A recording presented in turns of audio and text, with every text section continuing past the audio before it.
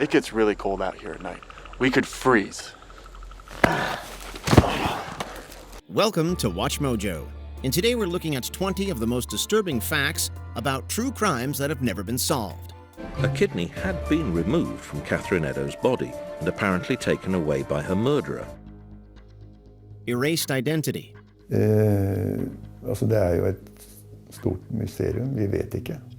While many Jane Does are unidentified due to decomposition or lack of records, the Isdal Woman was intentionally erased. When her charred body was found in Norway's Isdal Valley, police discovered that the tags had been carefully cut out of every single piece of her clothing. Even more unnerving, the manufacturing marks on the bottom of her lotion bottles and combs had been scraped away. This seemed to be a professional liquidation.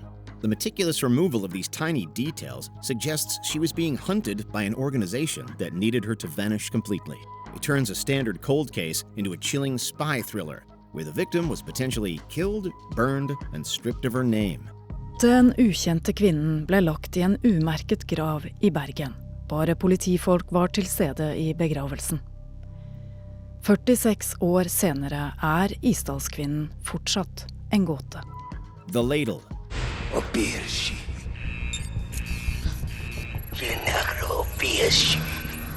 The murder of Lily Lindestrom in Stockholm is one of the strangest cases in European history. When police entered her apartment, they found her skull crushed, but the scene was suspiciously clean. Despite the violent nature of her death, there was almost no blood on the furniture or floor. However, her body was completely drained. The most harrowing piece of evidence was a silver-gray ladle found near the body, which contained traces of Lindstrom's blood. The implication is nauseating. The killer didn't just drain her, but they used her own kitchenware to drink her blood at the scene. It transforms a brutal homicide into a scene of gothic horror that feels too macabre to be real, but it is. We're going to harvest your blood, every drop of it, then bone marrow, organs, everything. The luckiest suspect ever. New hope in the search for an Orlando woman missing for nearly 20 years now. In the digital age, we expect cameras to solve pretty much everything, which is why this fact is so frustratingly creepy.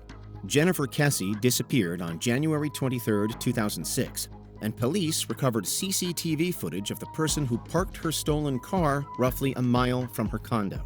The video is clear, and the suspect walks right past the camera in broad daylight. However, in a 1 in a million stroke of bad luck, the suspect's face is perfectly obscured by the posts of a security gate in every single frame of the footage. They are hidden not by mask or shadow, but by the rhythm of their gait, exactly matching the fence posts. It gives the impression of a phantom criminal who is supernaturally protected from being identified. Initially, the only clue police had was a picture of this mystery man, never identified because a pole blocked his face in every shot. The deleted clue. I remember calls that said that they were cut up into pieces. I remember one that said they were fed to the hogs, horrifying things for a mom to hear. The disappearance of Cheryl Levitt, Susie Streeter, and Stacy McCall is a prime example of vanishing without a trace. But the most haunting detail is the what-if of it all. After the women vanished, friends began investigating the house. One friend reported answering a call from a man who made chaotic and sexual threats. Later, concerned friends accessed the answering machine and heard a strange message that they felt was important. But in the immense distress and confusion, they pressed the wrong button and permanently deleted the message. That split-second mistake erased the only potential recording of the perpetrator's voice. It's a heartbreaking detail that adds a layer of tragic human error to an already baffling mystery. I think this is my last candlelight vigil this time. I don't plan on doing another one. This is all I can handle, 25 years. Jazz music. At which time he would spare anyone and everyone who was playing jazz music. Better safe than sorry, have a jazz party. So it was a hot time in the old town that night. Serial killers usually work in the shadows, but the Axeman of New Orleans wanted the spotlight. After a series of brutal home invasions where he attacked sleeping victims with their own axes, he sent a letter to the press claiming to be a demon. He issued a surreal ultimatum. He would continue to kill, but he would spare anyone listening to jazz music. Sure enough, on that night, the city was filled with the sound of desperate jazz music as people filled dance halls and clubs. It wasn't really a celebration. It was a citywide performance for an audience of one, played solely to appease a monster who was listening in the dark. And then he just disappeared. That's one way to promote a genre of music. The axe murders seemed to cease, just as mysteriously as they had started. And no closure to the case was brought. It sort of receded back into yet another New Orleans legend. The Stranger. What did they buy with the pound note? The children bought cakes and a pie for the man. That's what they said, a pie for the man. The kids said that. They were heard saying that. Yes, they said it to the attendant at this shop. The Beaumont children didn't just vanish. They seemed to leave willingly. On January 26, 1966, multiple witnesses saw 3 shy siblings playing happily at Glen Elg Beach with a tall blonde man in his 30s. The children appeared relaxed, which clashed with their reserved personalities. But the most chilling detail is the money. Jane, the eldest, went to a bakery and bought food with a £1 note, which was far more money than her mother had given her. She also bought a meat pie, something the children never ate. This strongly implies the stranger had been grooming them, building enough trust to buy them lunch and possibly convince them he was a friend. Perhaps he was even Jane's, quote, boyfriend down the beach that Arna had innocently mentioned to her mother just days earlier. Have you been able to find an example anywhere in the world where 3 young children disappear and are never found again? Certainly not 3 siblings. And certainly I've never heard of anything like that since. The Relentless calls. Hello? Hello? Hey, quiet! It's him again!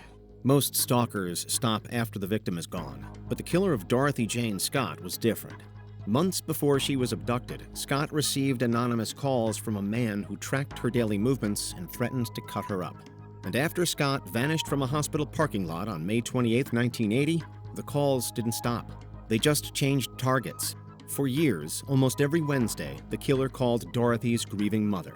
He would either say nothing at all, or just bask in the panic, or taunt her by saying things like, "I've got her," or "I killed her." The police traced the calls, but the killer always hung up just in time. Her remains were later found, but the killer never was. It is truly one of the cruelest cold cases on record. I'm going to kill you.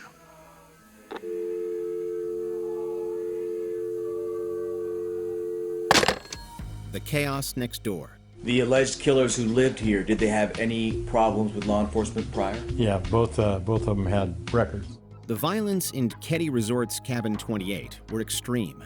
3 people were bound with electrical tape and bludgeoned with hammers so viciously that the stab wounds were almost an afterthought. Yet the most chilling fact is the silence.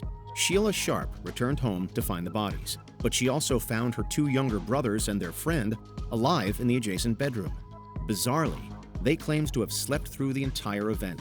Given the thin walls of the cabin and the chaotic nature of the murders, it's terrifying to consider how the killer maintained enough control to massacre 3 people without waking the children just a few feet away. Or worse, that the children did hear it and were just too paralyzed to act. We'll hear more from that tape at the bottom of this hour and from the person who found the bodies, a relative of the victims who tells us why she feels this cold case has been a cover-up from the very beginning. Fleeing the tent. Something drove the group from the tent so fast there wasn't even time to unbutton its entrance or put on the heavy winter gear necessary to survive the conditions outside. Everyone knows the story of the Dyatlov Pass, but forget the aliens or Yetis. The physical evidence of the tent is the true nightmare. Investigators found that the tent had been cut open from the inside. These were experienced, hardened hikers in the Russian wilderness.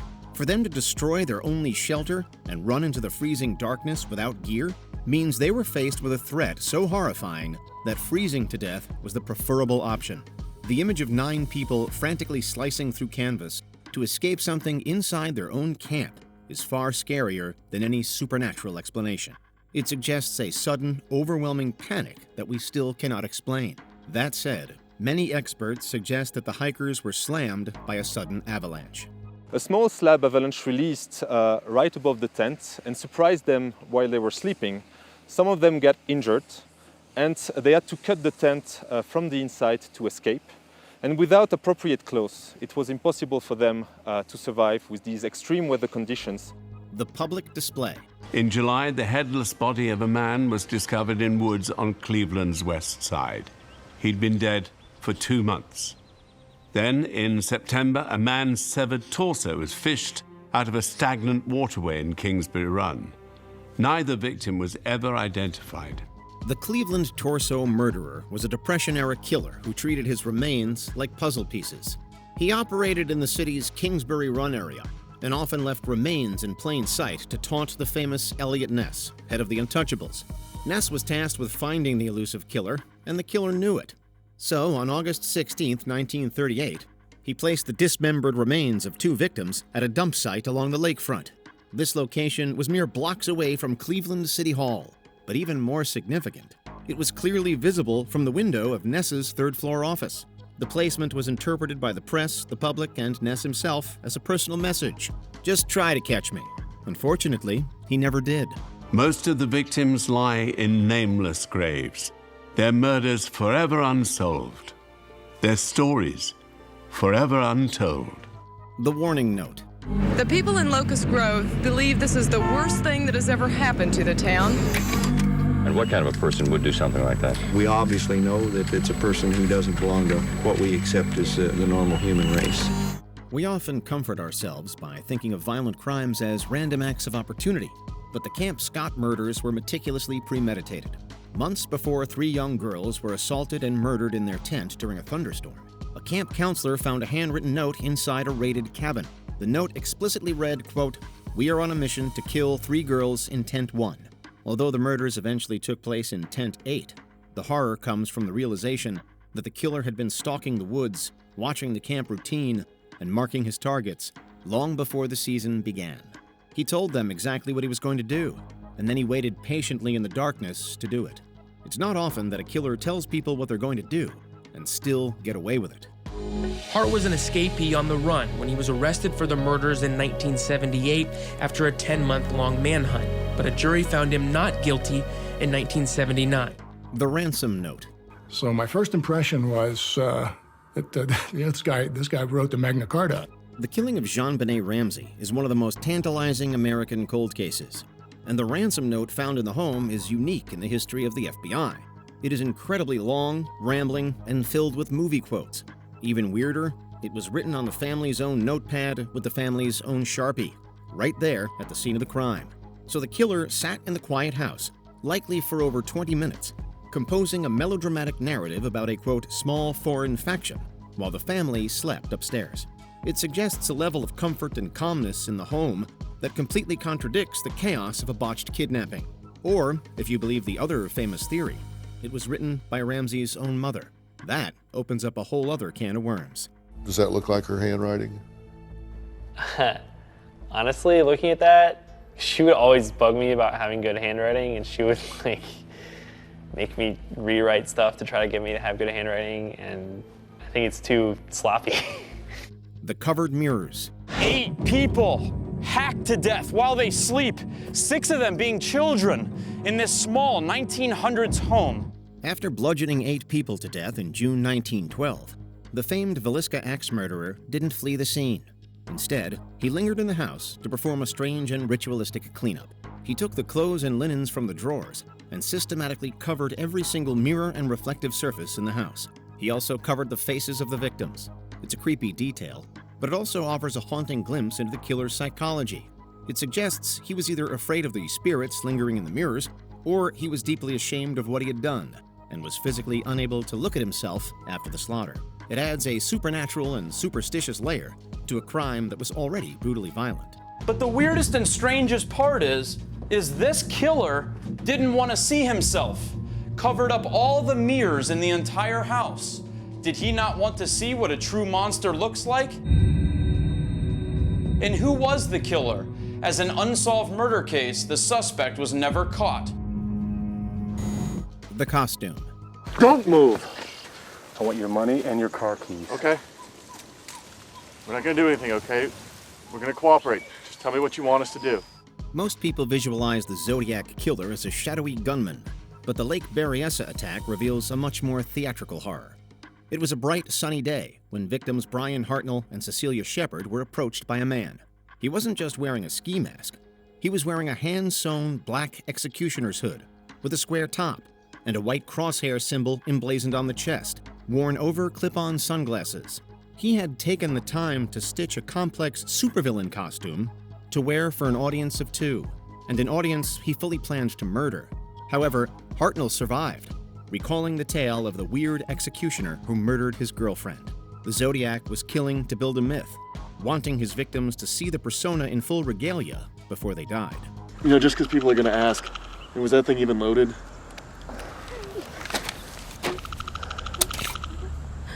Grooming. There was a wide range of emotions as they unveiled the new engraving and headstone. All of this happening on the day Joseph Augustus Zarelli would have turned 70 years old. The discovery of 4-year-old Joseph Augustus Zarelli is one of America's saddest cases. While the violence was severe, the forensic details also reveal a disturbing level of intimacy. The medical examiner noted that the boy's hair had been hastily cut and his fingernails trimmed shortly after death. In fact, the hair clippings were still clinging to his body, and his hand and foot were wrinkled, suggesting he had recently been submerged in water. The implication is terrible to consider. The killer murdered the boy, then groomed and washed his body, perhaps in an attempt to hinder identification. And it did work, to a certain degree. Zarelli was found in 1957, and he wasn't identified until 2022. In his very short life, it was apparent that this child experienced horrors that no one should ever be subjected to. The perfect condition. In November 1872, during the worst weather since records began, hundreds of vessels were lost or abandoned in the Atlantic. One of these would become a legend. When the De Gratia found the abandoned Mary Celeste drifting in the Atlantic, she was still in perfect sailing condition. There were 6 months of food and water on board, and the cargo of industrial alcohol was largely untouched. Even the crew's pipes and tobacco were left behind, items no sailor would willingly part with. However, the lifeboat was missing, suggesting that they abandoned ship for some mysterious reason. So the 10 people on board left a perfectly good ship, leaving behind safety and comfort for the dangers of the rugged Atlantic. Why? We still don't know. Maybe a mass hallucination or a sudden psychological terror that convinced experienced sailors that their solid ship was a death trap, leading them to jump willingly into the oblivion of the sea. Trying to understand why an experienced captain would do the one thing that really is unthinkable, which is to leave your vessel. Experienced person would do it only if he thought the vessel was going down. Eating ice cream. The Setagaya family murder is a nightmare of intrusion.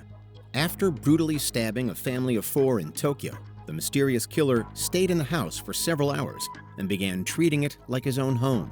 He went to the kitchen, took 4 cups of ice cream from the freezer and ate them, even crushing the cups and leaving them on the floor near the bodies. He then used the family computer to browse the internet for theater tickets, and even used their toilet without flushing, leaving precious DNA behind. Unfortunately, this was no use, and the perp was never caught. The image of the killer casually relaxing, snacking, and surfing the web while the family lay dead in the rooms around him shows a level of detachment and entitlement that is truly alien. A carved smile. Well, listen up. No reporters view the body.